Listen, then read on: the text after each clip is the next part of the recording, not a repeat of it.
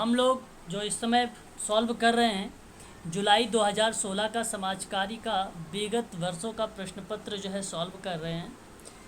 और अभी अभी हम लोगों ने क्वेश्चन नंबर 35 तक कंप्लीट किया है और 35 के आगे 36 हमारा ये क्वेश्चन है।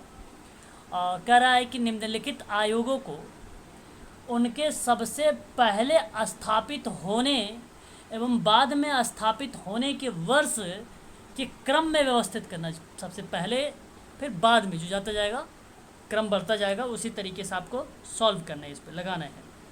तो ये बेसिकली आपके सामने जो है ये केंद्रीय सूचना आयोग है। राष्ट्रीय सूचना आयोग को ही केंद्रीय सूचना आयोग बोला जाता है। इसकी जो स्थापना या जो इसका गठन किया गया था, ये किया गया था 12 अगस्त 2005 को। वेरी गुड, बहुत बढ़िया।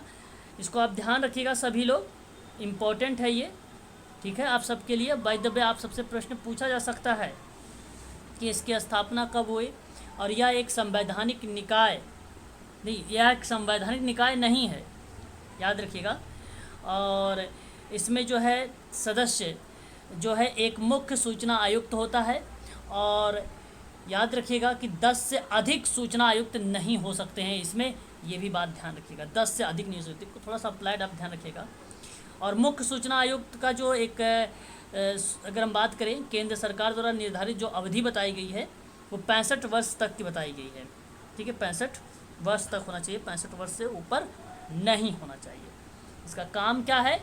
इसका काम है जांच करने के इस परिप्रेक्ष्य में। इसका काम है आयोग के पास पूछताछ करने हेतु जो है दस्तावेजों की आवश्यकता इत्यादि के संबंध में सिविल कोर्ट की शक्तियों को बताती है। ये एक प्रकार से इसकी शक्तियाँ और कार्य कहती है कि मुख्य सूचना आयुक्त और मुख्यमंत्री की अध्यक्षता वाली नियुक्ति जो समिति है उसकी सिफारिश पर राज्यपाल द्वारा नियुक्ति की जाने वाली जो अधिकतम 10 राज्य सूचना आयुक्त होंगे वो शामिल किए जाएंगे। तो ये चीज़ें इसके अंतर्गत आती हैं। इस चीज़ को आप सभी लोग जो है ध्यान रखिएगा सभी लोग, है ना। उसके बाद आता है राष्ट्रीय सफाई कर्मचारी आयोग। आप लोगों को ये पता होगा इसकी स्थापना कब की गई थी? सर ये 94 का है। सन 1993 में इसकी स्थापना की गई थी, ठीक है। एक सरकार के एक सफाई कर्मचारी, अगर हम बात करें यहाँ पे 1993 कर लीजिए, 1993 कर लीजिए, कर्मचारियों के कल्याण के लिए विशिष्ट कार्यक्रमों के संबंध में अपनी सिफारिश देने के लिए की गई थी इसकी स्थापना, याद रखिएगा। और राष्ट्रीय सफाई कर्मचारी आयोग का जो अधिनियम बताया गया वो 29 फरवरी 2004 से प्रभावी नहीं रहा था। इसके बाद बेसिकली इसकी भूमिका जो है समय समय पर बदलती रही और इसे एक प्रकार से गैर संवैधानिक संस्था के रूप में कार्य करती है या इसको जाना जाता है। इसको भी ध्यान रखिएगा सभी लोग, ये भी आप सबके लिए इम्पोर्टेंट है। इसके संबंध में कई योजनाएं हैं, जैसे अत्याचार निवारण अधिनियम है जो 1989 का था। सफाई मित्र सुरक्षा चुनौती की परिप्रेक्ष्य में अगर हम बात करें तो वो भी पूछा जाता है एग्ज़ाम में। 2020 में लॉन्च किया गया था। हालांकि आपको बता दूं उसी समय जो है 19 नवंबर को विश्व शौचालय दिवस भी लॉन्च किया गया था, ठीक है। एक स्वच्छता अभियान ऐप है वो भी इसी के अंतर्गत लागू होता है, इसको भी आप सभी लोग ध्यान रखिएगा। उसके बाद आता है राष्ट्रीय महिला आयोग। आपको मालूम होगा राष्ट्रीय महिला आयोग बहुत सरल है ये। हाँ, 1992 में एक प्रकार से ये फॉर्म्ड किया गया था और एक अधिनियम के रूप में 1990 में ये आया। और ये एक संवैधानिक निकाय के रूप में संस्था काम करती है जहाँ पे महिलाओं के लिए संवैधानिक और विधायी सुरक्षा उपायों की समीक्षा करने के लेकर औपचारिक विधायी उपायों पर सिफारिश करती है। तो ये भी आप सभी लोग ध्यान रखिएगा, ये आप सब के लिए इम्पॉर्टेंट है। और अगर आपसे पूछे तो वर्तमान में रेखा शर्मा जो हैं इनके राष्ट्रीय महिला आयोग के अध्यक्ष के रूप में नियुक्त की गई हैं। ये बहुत इम्पोर्टेंट है, पूछ लेता है कभी कभी।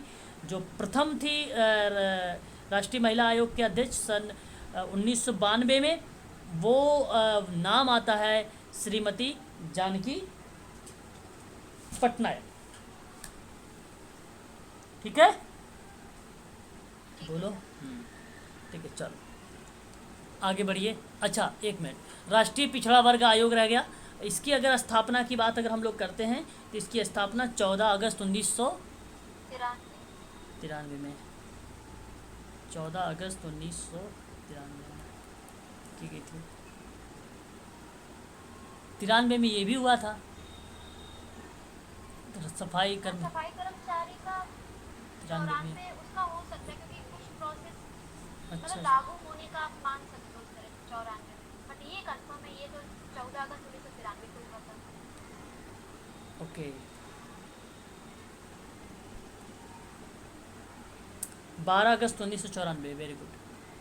12 अगस्त 1994, ठीक है। चलो, इसकी जो अध्यक्ष रही हैं क्या नाम है उनका था, एम वेंकटेशन, किसकी सर? राष्ट्रीय सफाई कर्मचारी आयोग के अध्यक्ष। जैसे रिपीट करिए। एम वेंकटेशन,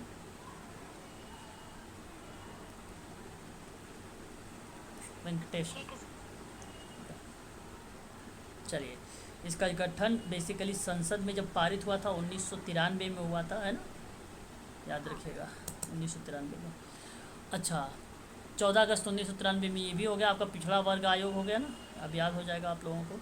अच्छा, ये एक सामाजिक और शैक्षिक रूप से पिछड़े वर्गों के बारे में शिकायत और कल्याणकारी उपायों की जांच करने के अधिकार को प्राप्त करता है, और सामाजिक न्याय और अधिकारिता मंत्रालय के तहत ये जो है एक संवैधानिक निकाय था, ठीक है भी, ऐसी बात नहीं कि नहीं है, ठीक है। याद रखिएगा सभी लोग, इसका हेडक्वार्टर तो मालूम होगा, इसकी नई दिल्ली में है, और इसके जो प्रथम अध्यक्ष थे उनका क्या नाम था, अध्यक्ष प्रथम क्या इसमें पिछड़ा आयोग जब गठन किया गया था, काका कालेश्वर की अध्यक्षता थी उस समय, काका। हाँ। हाँ, सर अभी कल परसों एक मैचिंग आई थी ना, उसमें नाम देना सबके पिछड़ा वर्ग आयोग के नाम था, जो कुछ अहमद करके थे ना लड़की में, क्या नाम? काका कालेलकर थे ये प्रथम अध्यक्ष, अभी के प्रेसिडेंट भगवान लाल साहनी। वो अहमद तो उसके अल्पसंख्यक हाँ, माइनॉरिटी, हाँ, ठीक ठीक ठीक। तो ये आप ध्यान रखिएगा। तो यहाँ पे आप ज़रा मुझे अब बताइए, अब सभी लोग इसका जो है सही तरीके से option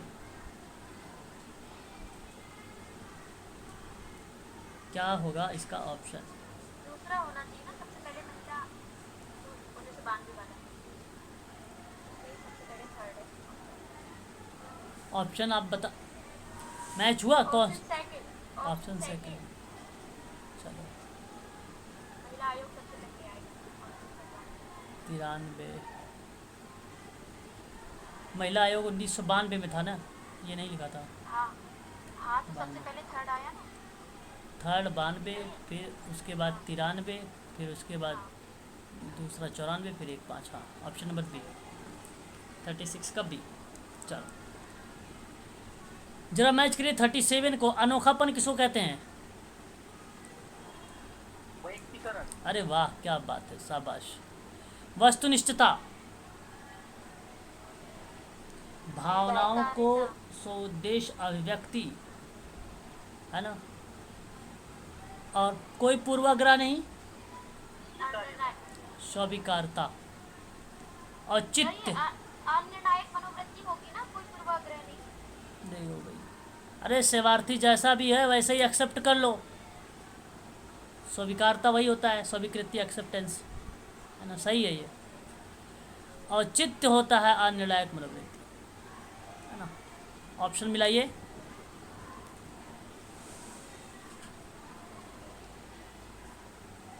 first option. Okay, option number A is the right answer, very good.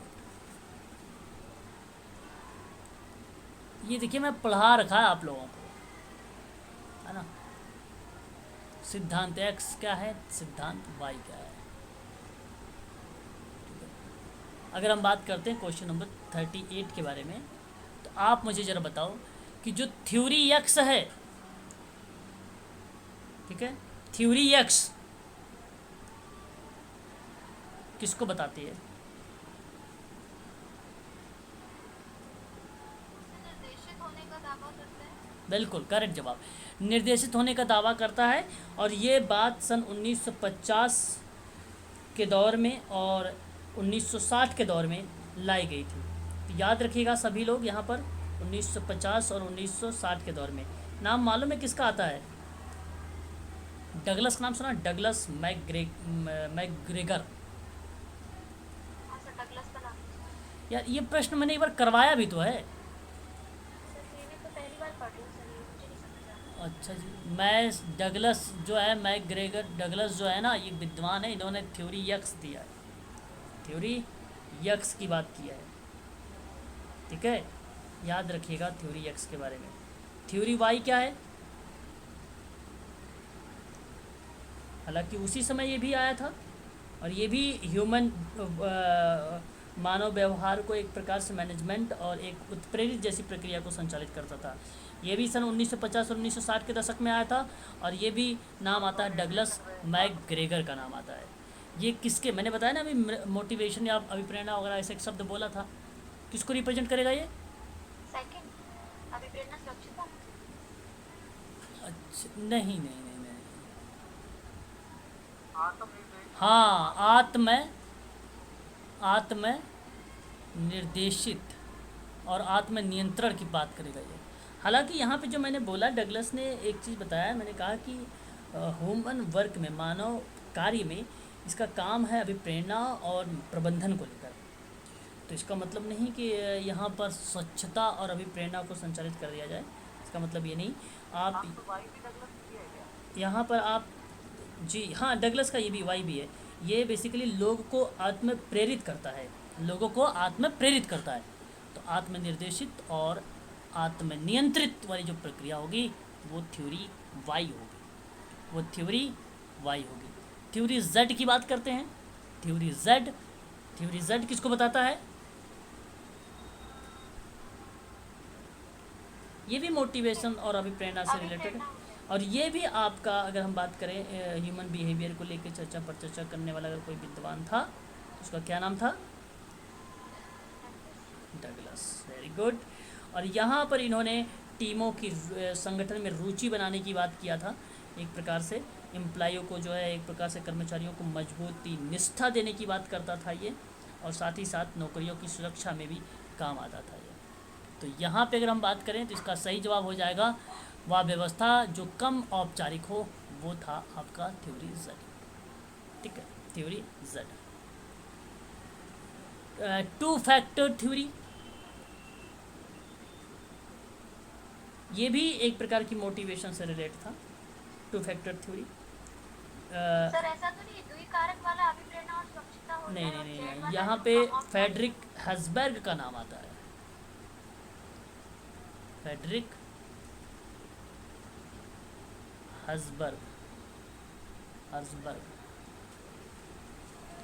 हसबर्ग का नाम आता है। इसने टू थ्योरीज जो थी वो एक्सप्लेन किया था। हालांकि जॉब सेटिस्फेक्शन की बात करते थे यहाँ पर, ये एक प्रकार से इसमें इन्होंने चर्चा किया था टू फैक्टर थ्योरी में। अगर आप लोगों से पूछ लिया जाए टू फैक्टर थ्योरी हसबर्ग के द्वारा डेवलप की गई और ये कब डेवलप की गई, तो क्या जवाब आप लोगों को आना चाहिए? क्या जवाब सही होगा? सन 1964, 1964। प्रेरक की बात करना, स्वच्छता कारक की बात करना, इन्हीं के अंतर्गत आता था। प्रेरक और स्वच्छता की बात करता टू फैक्टर कारक, यही है, एक अभिप्रेरणा है, एक स्वच्छता है। ऑप्शन बता दीजिए। ऑप्शन सी।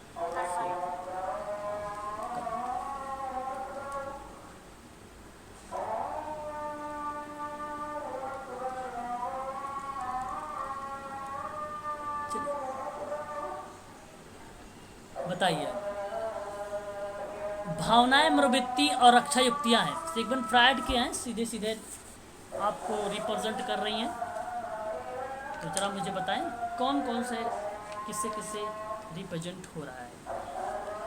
तो पहला अगर मैं आपसे बात करूं कि दुश्चिंता के विपरीत भावनाएं, मनोवृत्ति विकसित करना आपकी प्रतिक्रिया विधान कहलाती है। यहाँ पे सही जवाब हो जाएगा प्रतिक्रिया विधान।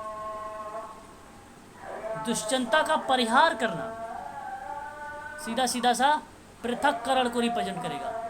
मनोवृत्ति विश्वास और अथवा व्यवहार की व्याख्या करने हेतु प्रश्न करना सीधा सा औचित्य स्थापन की बात करता है।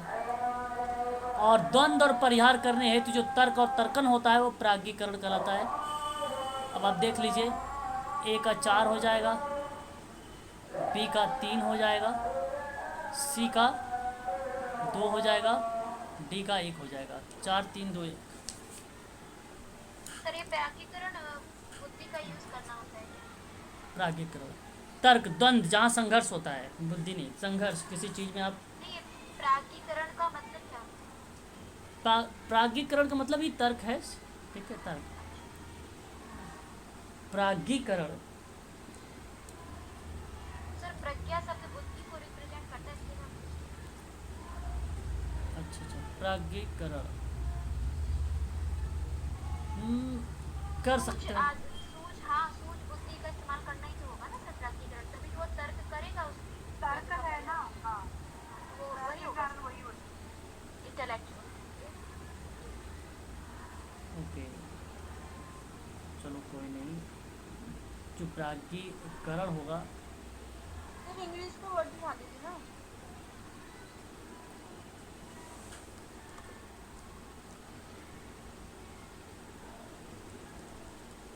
इंटेलेक्चुअल, हाँ, बुद्धि से है। ठीक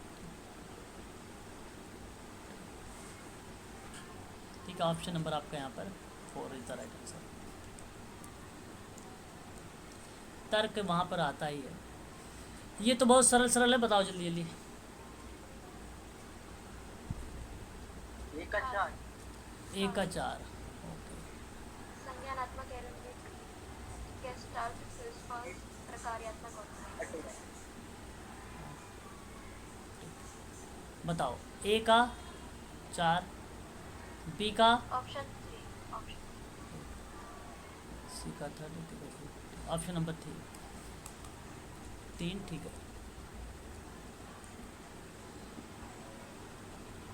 भारत में तलाक की दर पश्चिमी देशों की तुलना में कम है। सही है। होगी। हाँ भाई सही होगा सर ये। अच्छा, गलत है। नो सर, सही है सही है। सही है। भारत में, अरे पश्चिमी देशों में आए दिन तलाक होते हैं। यार सर सही तो बोल रही हूँ सर मैं। अच्छा,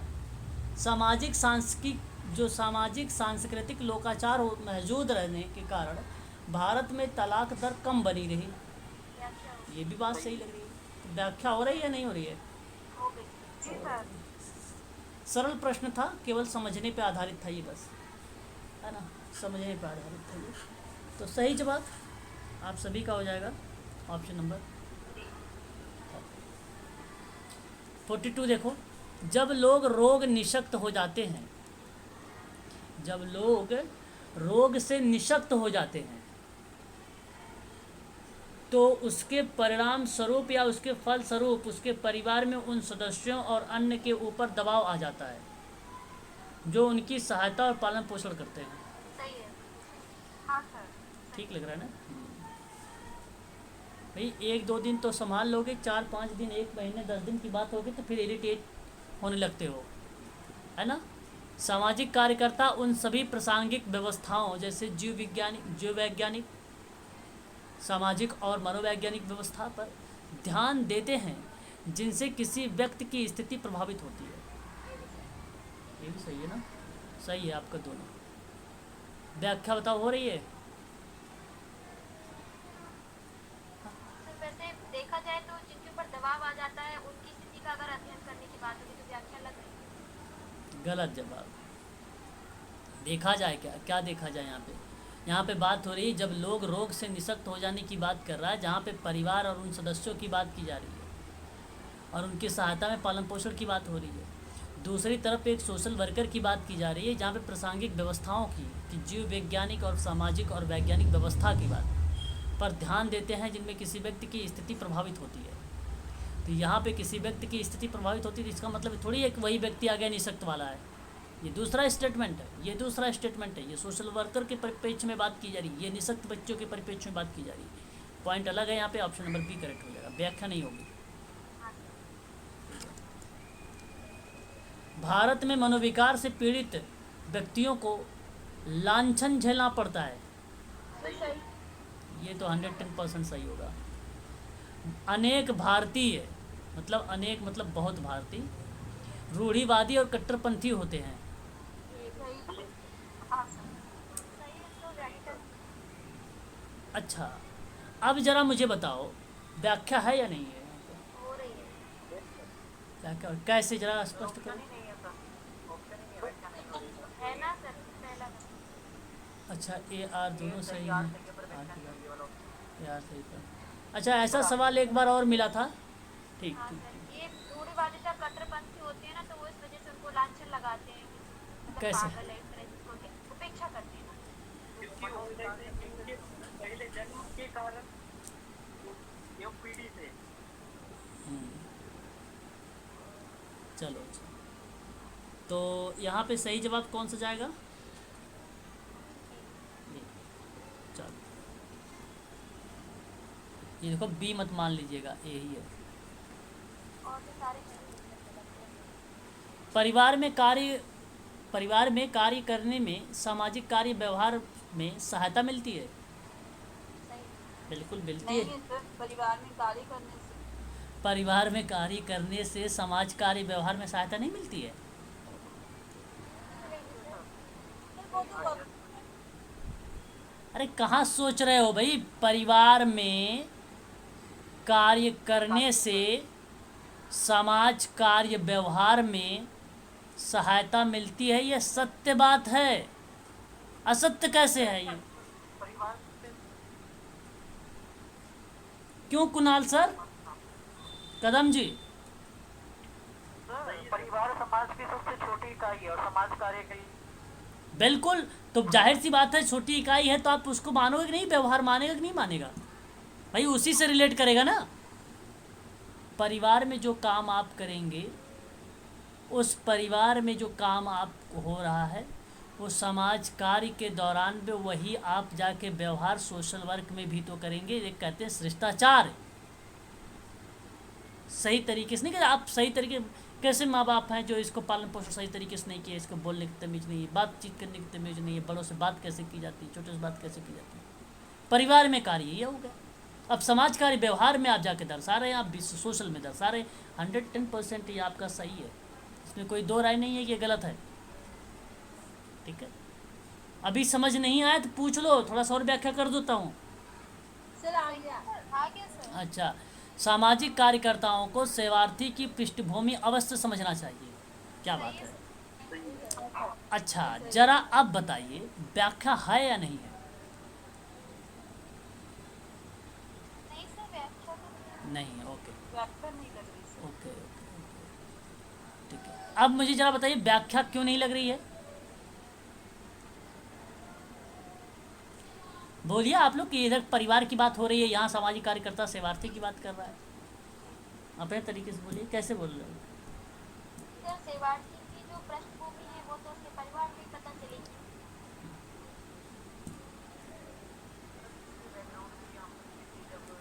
हमें तो व्याख्या लग रही है सर।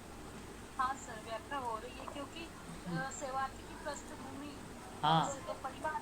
हाँ उसका सर्वेक्षण करेंगे सबसे पहले परिवार से ही तो पूछेंगे। हाँ, तो केस क्या है? केस क्या है? परिवार। जी सर। केस परिवार हो गया यूनिट के रूप में, एक इकाई के रूप में।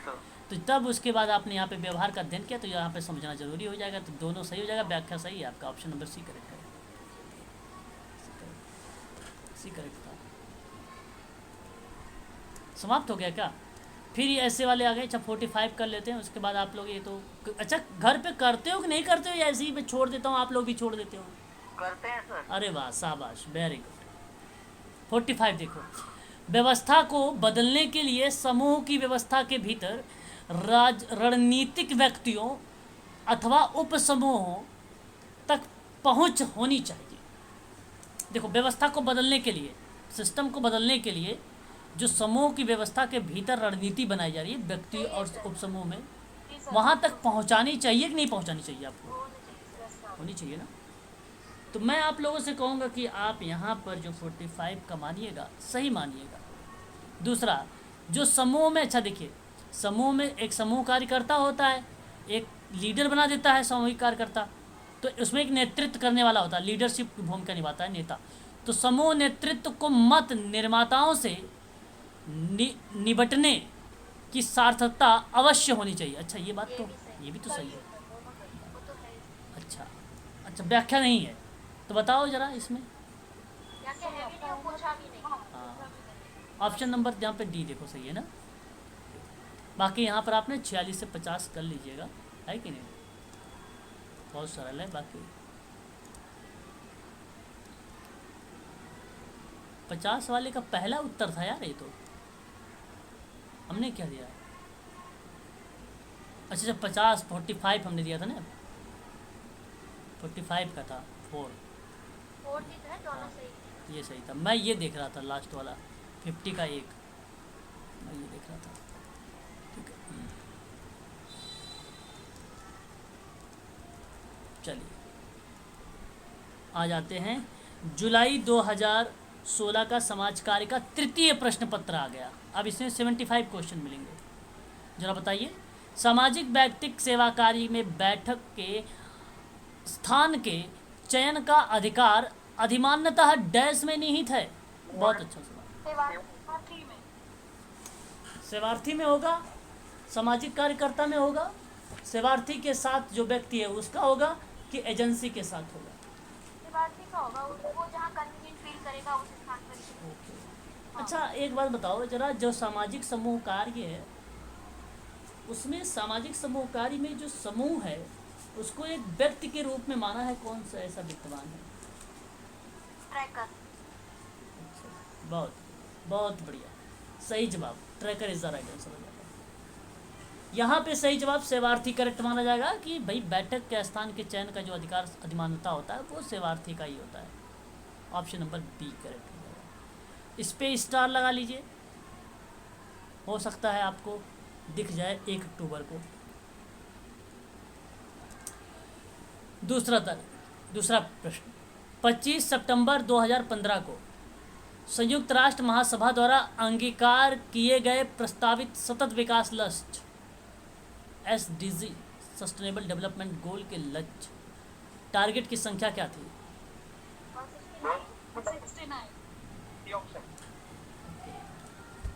17 लक्ष्य थे ना, और 169 आपके विशिष्ट लक्ष्य। टारगेट। हाँ, उसे स्पेशल टारगेट बोला जाता है या स्पेशल गोल कह सकते हो। विशिष्ट लक्ष्य बोलो, सबसे बढ़िया रहेगा। ठीक है, ऑप्शन नंबर ये सही आपको होगा। 2015 से लेकर 30 तक। 15 साल। वेरी गुड, बहुत बढ़िया। थर्ड देखिए, वर्ष 2015 में नाम सुना है आप लोगों ने? क्या समाज कार्य व्यवसाय दान और सुधार के संबंध में ये प्रश्न आ गया, एग्जाम में पूछा गया प्रश्न। आप लोगों को मैं पढ़ा चुका हूँ समाज कार्य व्यवसाय के बारे में, है ना? हाँ सर, क्लियर है। हाँ, ऑप्शन नंबर सी यहाँ पे करेक्ट हो जाएगा। मेक इन इंडिया का नाम तो सुना ही होगा। मेक इन इंडिया भारत सरकार द्वारा हाँ सर, हाँ सर, नाम एक विदेशी कंपनी द्वारा जो है भारत में भी वस्तुओं का निर्माण पर जो बल देती है तो बनाया जाता है। तो निर्माण का बढ़ावा देना संवर्धन के लिए माननीय प्रधानमंत्री श्री नरेंद्र मोदी जी द्वारा 25 सितंबर 2014 को मेक इन इंडिया कार्यक्रम को शुरुआत किया गया था। भारत का महत्वपूर्ण निवेश और निर्माण संरचना का प्रक्रिया संचालित है ना, याद रखिएगा। दीपा ने एक मैसेज डाला है ग्रुप में। भाई दीपा जी, वही तो शायद मैंने बताया था लास्ट वाले पेपर में, है ना? है नहीं क्या दीपा? दीपा एक मैसेज डाला है ग्रुप में, वही चीज़ मैंने बताया था। चलो, तो इसका मुख्य लक्ष्य की बात किया है क्वेश्चन नंबर 4 का। तो मुख्य लक्ष्य की बात अगर हम करें तो वैश्विक निवेश को आकर्षित करना, 1 2 3 हो जाएगा सर। कार्य का अवसर देना, अर्थव्यवस्था को उन्नति बनाना, नवीन कार्यक्रम नियोजित करना। अरे ये नहीं होता, आयोजित नहीं करना। चौथा नहीं होगा सर, 3 हो जाएगा। ऑप्शन 1 2 3 केवल, ऑप्शन नंबर 4।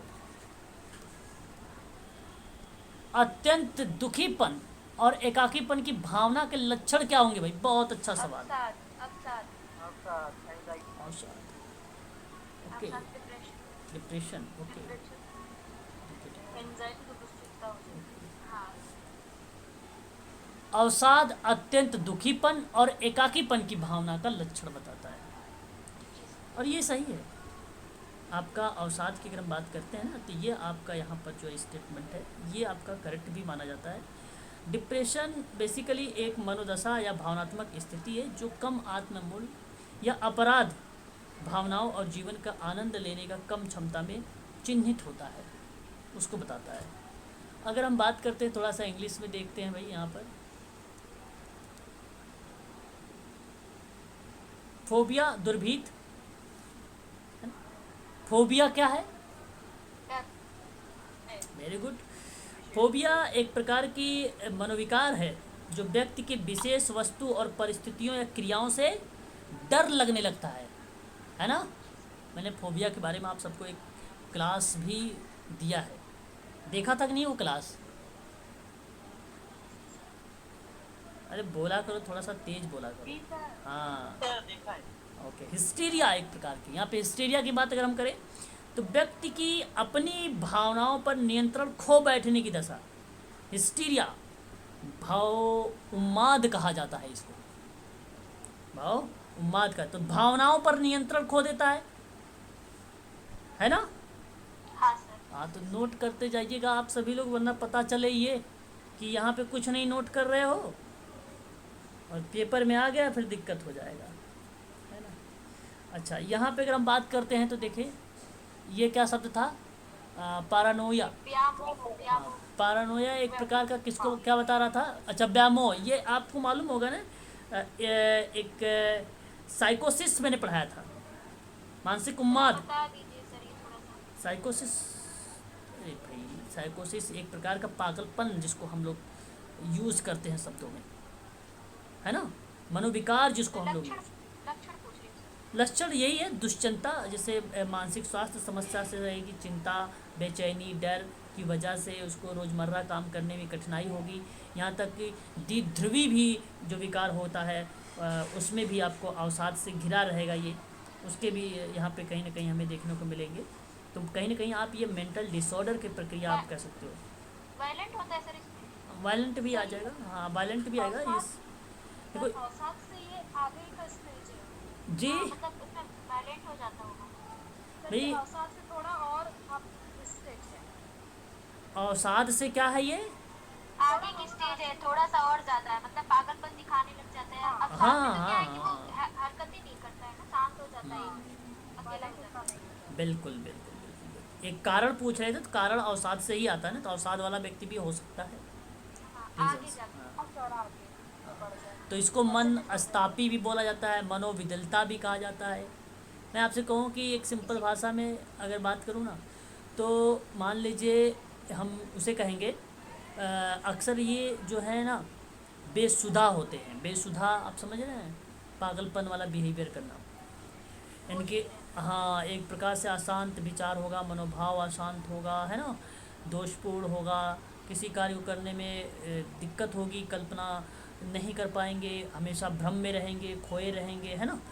तो ये चीज़ें हो जाती हैं इसमें, यही आपका व्यामोह कहलाता है। तो आपको सिंपल सी बात है, साइकोसिस आप नोट कर लीजिए या आप नोट कर लीजिए मेंटल डिसऑर्डर, बस। इसी को मनस्तापिता भी बताया सर आप। बिल्कुल वही तभी बोला है। वर्तमान में असामान्य मनोविज्ञान कहलाता है क्या? अरे वाह, बहुत बढ़िया प्रश्न है भाई, देखिए याद करके जाइएगा। मनोविकृति, मनो उसका नाम मनोविकृति, देखिए जो, अच्छा अनीता जी हैं, अनीता भी गायब, देखो आपको बता दूं कि यहाँ पे ये जो मेडिकल सोशल वर्क का पेपर होता है ना, चाहे उत्तराखंड ले लो चाहे मध्य प्रदेश का ले लो, ऐसे प्रश्न वहाँ पे दिखते हैं। वर्तमान में जो असामान्य मनोविज्ञान कहलाता है वो केवल मनोविकृति विज्ञान ही कहलाता है, असामान्य ये नहीं, तंत्रिकातापी भी नहीं, मनोविकार भी नहीं, केवल ऑप्शन नंबर 1 सही होगा, केवल 1 सही होगा, ध्यान रखिएगा। यहाँ पर मनुष्यों के असाधारण व्यवहार, विचार, ज्ञान, भावना, क्रिया, वैज्ञानिक अध्ययन करेंगे, यही कारण है कि मनोविकृति विज्ञान कहलाता है। ऑप्शन नंबर केवल पहला सही होगा। कुछ बच्चे ऐसे ही रहेंगे, ऑप्शन नंबर 4 लगा के चले आएंगे। अच्छा, मनोविज्ञान में तो सारे आ जाएगा भाई। जो तंत्रिका तापी होता है वो स्कॉलर, सभी का अध्ययन होता है, पर जो एक साइंस को नाम दिया है वो मनोविज्ञान है। हाँ वो अलग अलग है ना, ये अलग अलग, ये मेडिकल सोशल वर्क में बात की जाती है, मेडिकल में बात की जाती है मनोविकृति विज्ञान। सबका अलग अलग पॉइंट ऑफ व्यू है, सबका अलग अलग विचार है। क्वेश्चन नंबर 7 देखिए, कौन सी सामाजिक समूह कार्य की निपुणता एचबी ट्रॉकर के नहीं है? बताइए कौन सा ऐसा कौशल है सामाजिक समूह कार्य में जो ट्रेकर का नहीं है?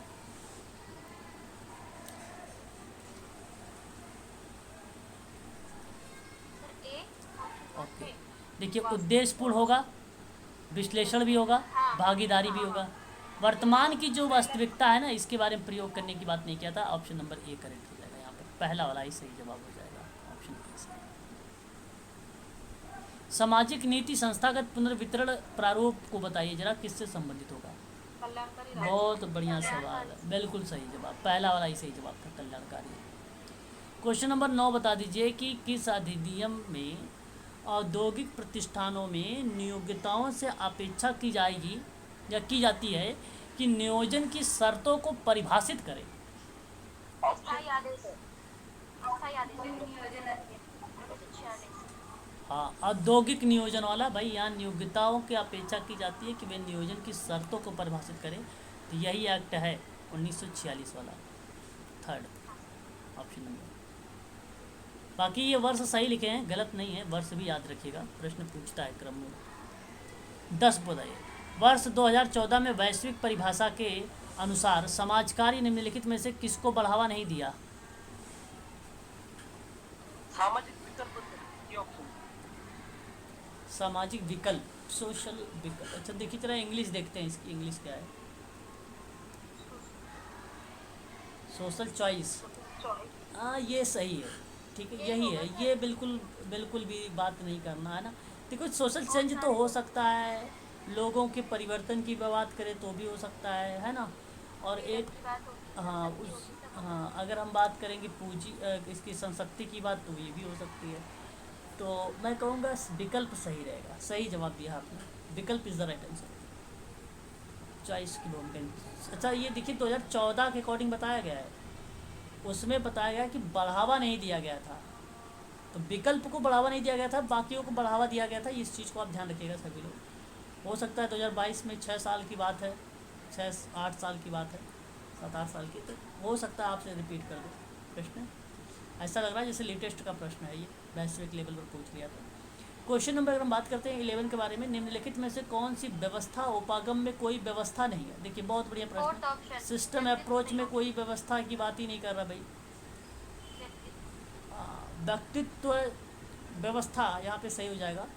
देखिए यहाँ पे व्यवस्था जो उपागम में है ना, हाँ सर थोड़ा बता दें। कोई व्यवस्था नहीं। देखिए इसमें अगर हम बात करें, एक परिवर्तन अभिकर्ता हो जाएगा, एक टारगेट हो जाएगा, एक सेवार्थी हो जाएगा। मतलब आप सुनिए यहाँ पे सिस्टम अप्रोच बार्टोलोम्यूज़ का, ठीक है, अभी शायद हम लोग इसी पे बात कर रहे थे एक बार क्लास में, थ्योरी में, थ्योरीज ऑफ सोशल वर्क में, है ना, सिस्टम अप्रोच। हाँ सर। हाँ, तो जो सिस्टम अप्रोच होता है वो एक प्रकार का व्यवस्थित उपागम की बात करता है, और व्यवस्थित उपागम के दौरान में हम ये प्रक्रिया देखते भी हैं।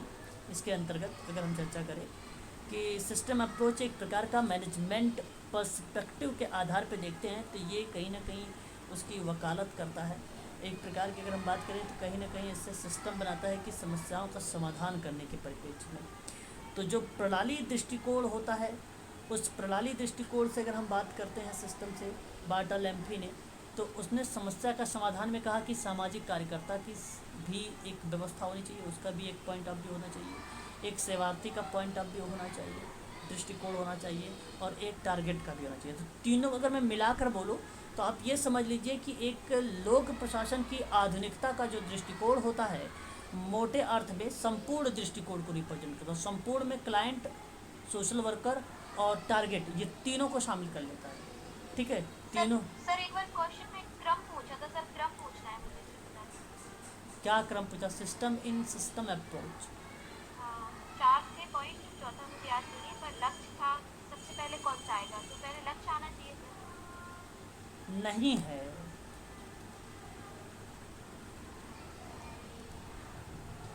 व्यवस्था उपागम में कोई व्यवस्था नहीं है। नहीं सर, ये तो क्वेश्चन हो गया। मैं बात ये कर रही हूँ सर, एक क्वेश्चन में ये परिवर्तन अभिकर्ता, लक्ष्य, व्यवस्था, ये व्यवस्था और सेवार्थी व्यवस्था, इन व्यवस्थाओं का क्रम पूछा था, तो वो बता दीजिए। व्यवस्था का क्रम? हाँ, क्वेश्चन था सर क्रम में लगाने को, तो पहले किसकी व्यवस्था करेंगे वो? ये कौन सी ईयर का क्वेश्चन है, मैं समझ नहीं पा रहा हूँ। यहाँ पे देखिए, ये थ्योरीज है, थ्योरी का आधार पे वो व्यवस्था अलग हो सकती है।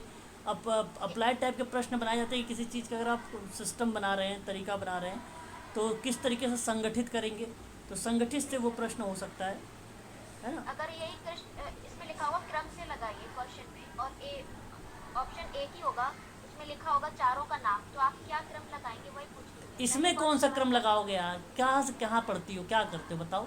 सर हैं? है क्वेश्चन, तभी तो मैं पूछ रही हूँ।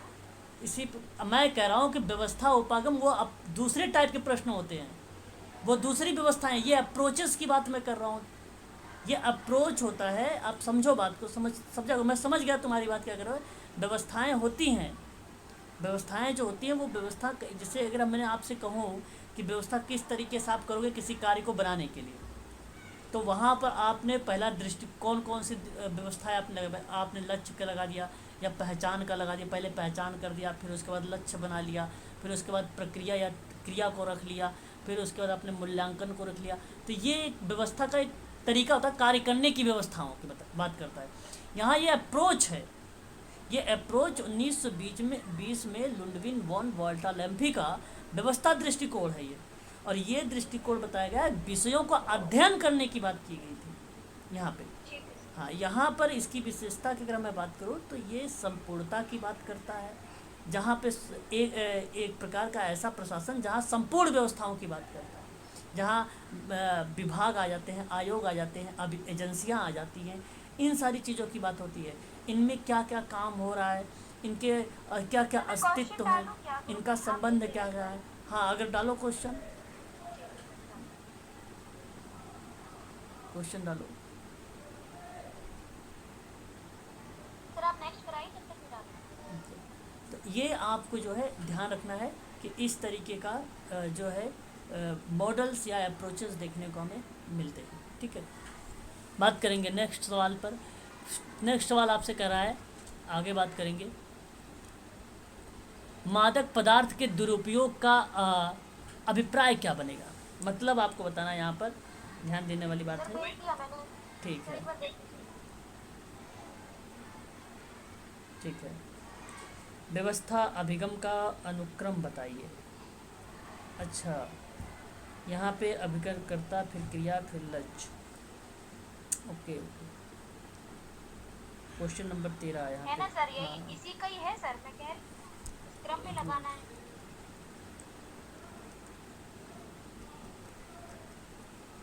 डी वाला सही है इसका, फिर यही क्रम सही है। पहले आएगा, फिर उसके बाद नहीं, लक्ष्य बीच में आ जाएगा, क्रिया सेवार्थी लास्ट में आ जाएगा। कहीं है लक्ष्य बीच में, सेवार्थी क्रिया लास्ट में। ऑप्शन नंबर ए, ऑप्शन नंबर ए। हाँ, ऑप्शन ए, ऑप्शन ए। पहले परिवर्तन अभिकर्ता की व्यवस्था होगी, नंबर 1, नंबर 2, फिर 3। ये प्रश्न था एक। अच्छा, इसी का व्यवस्थित क्रम पूछ लिया था। हाँ, व्यवस्था ही उपागम का ही है सर। इसी, ठीक है। ऐसे आपका काम करने का तरीका यही रहेगा कि पहले अभिकर्ता होगा, फिर व्यवस्था होगा, फिर उसके बाद इसके बारे में जिक्र करेगा। ठीक है, टारगेट के बारे में।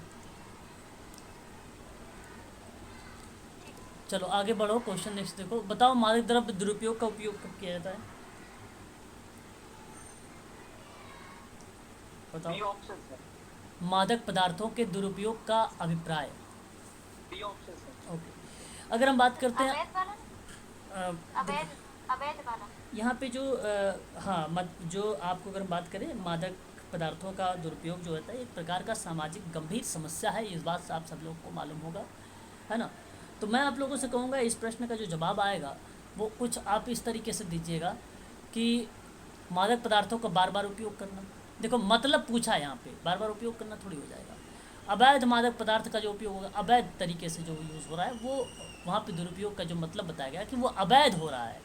ठीक है, हाँ तो सामाजिक गंभीर समस्या है, इस वजह से आप यहाँ पे इसको जो है ये एक ऐसा शब्द है जो पथभ्रष्ट व्यवहारों के साथ ही सामाजिक समस्या के रूप में देखा जा सकता है।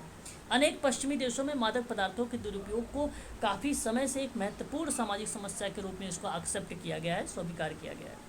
लेकिन भारत में भी पिछले 3 दशकों में नशीली द्रव्यों का जो सेवन है वो बड़ा ही सामाजिक खतरा बनता जा रहा है। तो अवैध मादक द्रव्यों का उपयोग आज सड़क पर घूमने वाले जो आवारा छोकरे और निचले वर्ग के तक के जो सीमित व्यक्ति हैं, जो वो बेसिकली इसका जो है यूज़ करते हैं ज़्यादातर, और मध्यम और उच्च वर्ग के जो है अधिक युवा जो हैं वो मादक पदार्थों का उपयोग खूब करते हैं, और सामाजिक स्तर पर दुखद परिणाम देखने को हमें भी मिल जाता है। तो इसलिए मैं आप लोगों से कहूँगा कि अवैध मादक पदार्थों का जो उपयोग होता है ये आपका करेक्ट माना जाएगा। ऑप्शन नंबर आपका सेकंड वाला सही रहेगा। बात करेंगे 13 को, यादृच्छिक प्रतिदर्श में। देखिए ये एक प्रकार का रैंडम की बात प्रश्न पूछा गया, रैंडम के बारे में। जैसे एक प्रोबेबिलिटी होता है, एक नॉन प्रोबेबिलिटी होता है, तो प्रोबेबिलिटी में एक रैंडम होता है जिसको सरल सैंपल बोलते हैं हम लोग, वही ये प्रश्न है, उसकी विशेषता नहीं है। बताइए। सर चौथा वाला। देखिए, यह जनसंख्या का प्रतिदर्श का निरूपण करता है। देखिए किसी जनसंख्या का हो जाएगा तो वो बेसिकली देखो जनसंख्या के बारे में बताता है, लेकिन अगर समग्र जनसंख्या की बात करेंगे हम लोग ना, यहाँ पे अगर हम बात करते हैं, देखिए अच्छा प्रश्न पूछा है नहीं, हाँ ठीक ठीक ठीक ठीक, तो जनसंख्या प्रतिदर्श हो जाएगा आपका, परिणाम का सामान्यीकरण भी हो जाएगा, ये भी सही हो जाएगा, और इसका प्रयोग त्रुटि को कम करने के लिए भी हो जाता है, ये बिल्कुल सही है। इसका प्रयोग अंतर वेरिएंस के अधिकता पर, नो नो नो ये गलत हो जाएगा ऑप्शन। प्रश्न बहुत सरल था, बहुत ही ईजी है, आप आसानी से कर सकते हैं ऐसे प्रश्नों को, टी करेक्ट हो जाएगा यहाँ पे, है ना, विशेषता नहीं पूछा था। HIV के निदान के लिए कौन सी पुष्टिकरण का परीक्षण माना जाता है? बहुत ही बढ़िया सवाल है आप लोगों को। एक बार मैं बता दूं, एलिसा टेस्ट को ना एग्ज़ाम में फुल फॉर्म के रूप में पूछा गया था, द एंजाइम लिंक्ड इम्यूनोसेब्रोटो ऐसे कहा जाता है इसको, है ना, एंजाइम से जुड़ा हुआ है ये, और इम्यूनोसेब्रोटो कहा जाता है, जांच कही जाती है, एक प्रकार का एनालिसिस होता है ये, ऐसे, ठीक है, टेस्ट है ये एलिसा का, क्लियर है। और ये यूज कहाँ किया जाता है ये तो मालूम होगा आप लोगों को। ये परीक्षण अक्सर यह देखा जाता है कि वायरस के संपर्क में है या नहीं है, या संक्रमण पैदा करने वाले अन्य पदार्थ जिसका उपयोग स्क्रीनिंग करने के लिए किया जाता है। क्या करने के लिए किया जाता है? इसका स्क्रीनिंग, वर्तमान या पिछले जो संक्रमण है उसके बारे में बताता है एलिसा ब्लड टेस्ट, है ना, याद रहेगा ये HIV, है ना, में इसको जो है यूज करते हैं, ठीक है, याद रखिएगा सब लोग। तो HIV का ही टेस्ट होता है, एड्स वगैरह का टेस्ट नहीं, ठीक है ना। यहाँ पे HIV देखो, एक पहले छोटी बीमारी होती है ना, ये जो बीमारियाँ होती है छोटी सी, इससे ये अगर आप सही तरीके से इलाज नहीं कराते हैं या इलाज नहीं होता है तो ये बीमारियाँ बढ़ने लगती हैं, ढेर सारी बीमारियाँ हो जाती हैं। तो ये बीमारियाँ एक क्या कर लेती हैं, HIV का रूप धारण करती हैं, और जब संपूर्ण रूप से समग्र के रूप में हम देखते हैं तो उसके बाद एड्स की जो प्रक्रिया होती है वो संचालित हो जाती है, ठीक है। तो हम यहीं पर रोक सकते हैं HIV से, हम यहीं पर काम कर सकते हैं, यहाँ पर काम नहीं कर पाते हैं, यहाँ पे करते हैं। बेसिकली जो भी अगर एड्स पे होता है भी व्यक्ति है तो बेसिकली काम जो होता है यहीं पर होता है, टेस्ट वगैरह यहीं पर होता है, काउंसलिंग वगैरह यहीं पर की जाती है इसी लेवल पर, ठीक है। ऑप्शन आपका पहला वाला सही जवाब रहेगा, ठीक है। यहाँ पे क्वेश्चन नंबर 14 का सही जवाब, अरे एक मिनट, ये तो HIV के निदान है तो प्रयुक्त पुष्टिकरण का परीक्षण पूछा है, पुष्टिकरण का परीक्षण, एक बार इंग्लिश देखते हैं। एलिसा तो उसका परीक्षण हो जाएगा ना, सवाल अधूरा है थोड़ा सा। आंसर नहीं है क्या ये वाला? ये confirmatory test used by diagnosis HIV, अच्छा डायग्नोसिस, ओके ओके ओके। देखो ये टेस्ट तो है, ये वेस्टर्न ब्लॉट और जो ESR है ना, ये भी HIV का ही टेस्ट है, और वो HIV किस रेंज तक पहुंच चुका है उसके टेस्ट के लिए western blot test, Boston blot, हाँ ब्लॉट,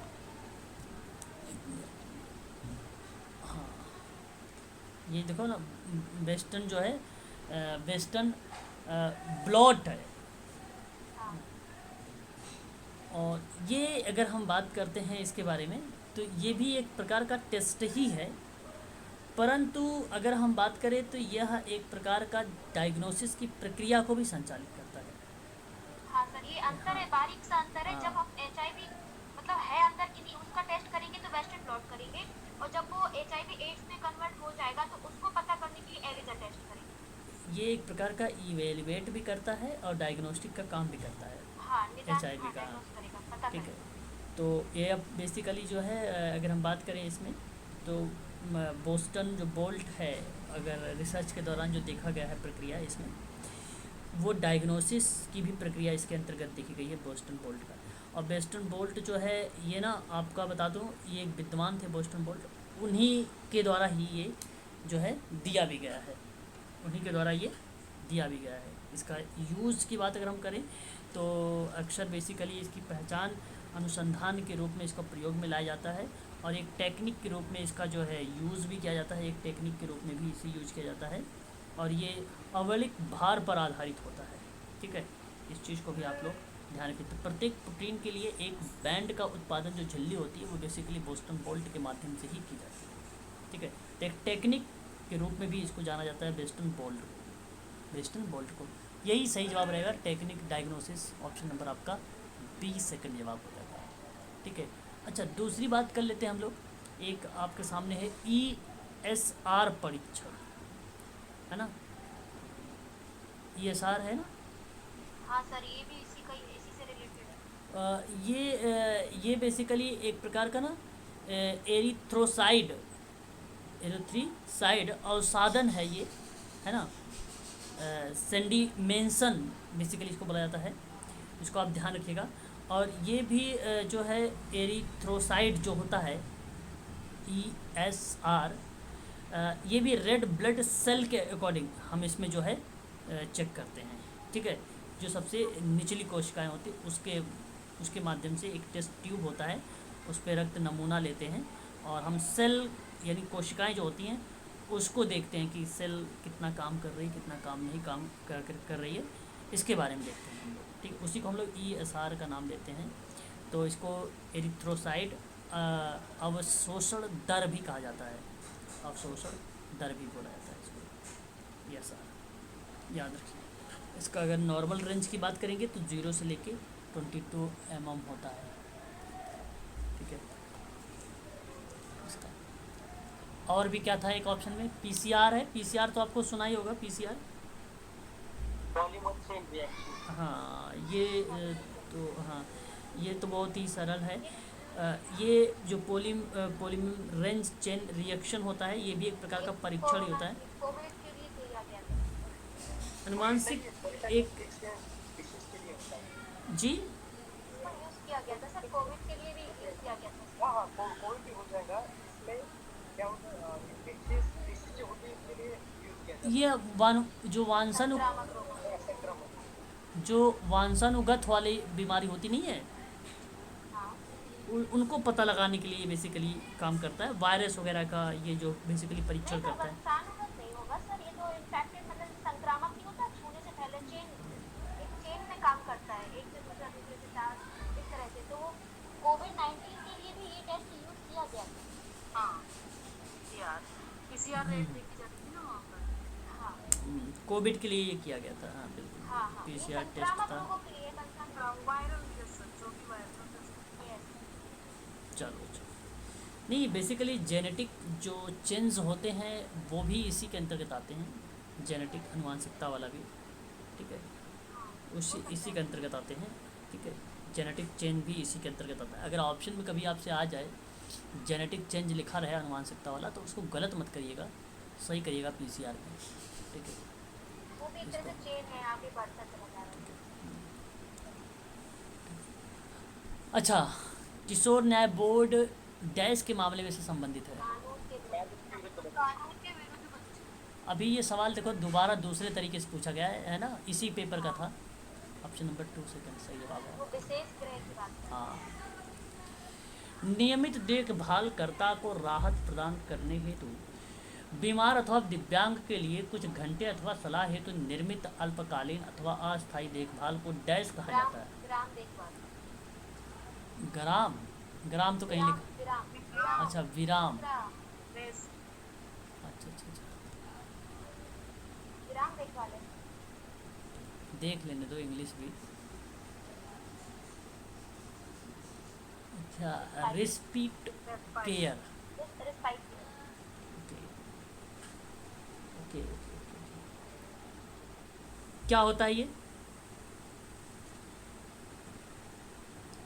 बताइए। बीच में थोड़ा गैप मिल जाता है, वही थोड़ा ग्राम देखभाल कुछ ज़्यादा खास नहीं है, जैसा लिखा हुआ है क्वेश्चन। मतलब एक प्रकार का राहत देने की बात करता है। हाँ, ये बेसिकली जो होता है ना, ये वृद्ध व्यक्तियों के लिए है ना। तो मैं आप सबसे कहूँगा कि इसमें ये एक प्रकार का आपातकालीन अव्यवस्था जो है स्थिति है ना। आपातकालीन के दौरान पे अस्थायी देखभाल प्रदान करने वाली प्रक्रिया है ये, और एक बच्चे या वयस्क की देखभाल करने के लिए सम्मानित कार्यक्रम प्रदान करता है। तो ये बेसिकली शॉर्ट जो अल्पकालिक और समय सीमित विराम का जो योजना बनाई जाती है ना परिवार के लिए, अल्प समय के लिए, समय सीमित के लिए, तो उसी को हम लोग नाम देते हैं यहाँ पे, ठीक है, रिस्पाइट या रिस्पीट केयर। तो इसका सही जवाब जो हो जाएगा आपका विराम देखभाल इज़ द राइट आंसर हो जाएगा। कहा है कि नियमित देखभालकर्ता को राहत प्रदान करना है बीमार अथवा दिव्यांग व्यक्तियों के लिए कुछ घंटा, और जो कुछ घंटे की बात हो रही, सप्ताह की बात हो रही ना, ये बेसिकली कुछ समय की बात मैं कर रहा हूँ। अल्प के देखो मैंने बोला भी था, अल्प को लेकर, अस्थायी देखभाल को लेकर भी बोला था। तो ये आपका विराम देखभाल को ही रिप्रेजेंट करेगा। ये ऑप्शन नंबर आपका बी करेक्ट है। इंग्लिश आप लोग अवश्य देखिएगा, काफ़ी इंपॉर्टेंट शब्द होते हैं, वहाँ से मिल जाते हैं, ठीक है। विचारणीय मुद्दों में शामिल है क्वेश्चन नंबर लास्ट है आज का, ये बताओ। सर बी दूसरा वाला लग रहा है, प्रत्याशित परिणाम और सुधार। दूसरा अच्छा विचारणीय मुद्दे अब देख लेते हैं क्या क्या बात कर रहा है, चलो इंग्लिश में भी। हाँ TOR है। अब समझ में आया, टर्म ऑफ रेफरेंस। ठीक प्रश्नों का अगर इंग्लिश देखेंगे वही आ रही है, और अभी रिपीटेड क्वेश्चन है, सिमिलर रिपीटेड क्वेश्चन है इंग्लिश में। केवल हिंदी का यहाँ पे अगर हम बात करें तो चेंज की बात की गई थी। लिमिटेशन इसमें दिया गया है, उसमें शायद लाइबिलिटीज़ वगैरह कुछ बात किया था, उत्तरदायित्व वगैरह की, आई थिंक इसमें लिमिटेशन दे रखा है। इसमें देखो सीमाएं दे रखा है, केवल हिंदी का शब्दों को चेंज किया है, बाकी सारे सही हैं यहाँ पर। पहले 1 मिनट यार, सीमाएं थी, सुधार नहीं था। सुधार नहीं था, सीमाएं थी, सुधार नहीं था। लिमिटेशन परिणाम था, टाइमिंग। तो ये TOR है, आप तो मालूम है, मैंने शायद आप लोगों को बताया भी था TOR क्या होता है ना। टर्म्स ऑफ रेफरेंस, हाँ रेफरेंस हमने बताया था, है ना। जो टर्म ऑफ रेफरेंस होता है उसी के बारे में चर्चा किया गया था, है ना। और यहाँ पे सही जवाब हो जाएगा, आप इसको ध्यान रखिएगा, ठीक है। आज के लिए बस इतना ही रखिए, बाकी अगर कोई डाउट वगैरह होगा आप लोग बना लीजिएगा क्वेश्चन में, हम नेक्स्ट वाली क्लास में चर्चा कर लेंगे आप लोगों से, ठीक है। मैंने भेजे थे वो आपने देखे नहीं सर, संडे को भी नहीं देखे। क्योंकि अभी एक्चुअली क्या है, मेरी टोटल ना 6 क्लासेस चल रही हैं। सर नाइट में तो देख सकते हैं। आप लोगों के लिए, अरे नाइट में देखने का मतलब घर में कोई होना भी तो चाहिए।